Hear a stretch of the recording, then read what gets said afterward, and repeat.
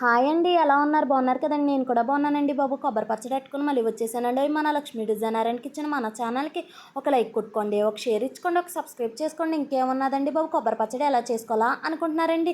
నేర్పించేస్తాను వచ్చేయండి. కడుపు నిండా అన్నం కూడా తినిపించేస్తాను. ఇంకేముందండి బాబు, ఒకే ఒక కొబ్బరికాయ తీసుకొని ఈ విధంగా కట్ చేసి పక్కన పెట్టేసానండి.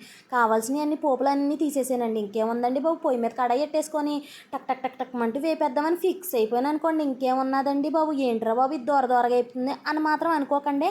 పచ్చడికి ఎప్పుడు పచ్చిమిర్చి దోరదోరగా ఉంటేనే బాగుంటుందండి బాబు.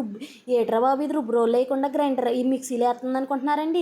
ఇంటి అరుగులోనండి రుబ్బు రోలు ఉందండి బాబు. ఈ రుబ్బు రోల్లో రుబ్బుదామంటే సురాకు చుక్కలు వచ్చి ఎక్కడ పాడు చేస్తాయా అని భయం వేసింది మిక్సీలో వేయాల్సి వచ్చిందండి బాబు. చిటికిడి చింతపండు ఉప్పు కూడా వేసి రుబ్బేసుకున్నాకండి. కొంచెం పోపు వేసేసాం అనుకోండి, అయ్యి బాబాయ్ రుచి రెట్టింపు అయిపోతుంది అన్నమాట అండి. ఏంట్రా బాబు ఈ కొబ్బరి పచ్చడికి ఎంత సోచ్ చెప్తుంది అని అనుకోకండి. ఎందుకంటే ఈ కొబ్బరి పచ్చడిలో చాలా బెనిఫిట్లు ఉన్నాయండి. చెప్పేమంటారా? మన ఒంట్లో ఉన్న కొవ్వును కరిగించే శక్తి ఎవరికి ఉంటుందంటే అండి కొబ్బరికాయ కండి బాబు. మన జుట్టుని కూడా పెంచేస్తుందండి. మళ్ళీ వీడియోలో కలుద్దాం.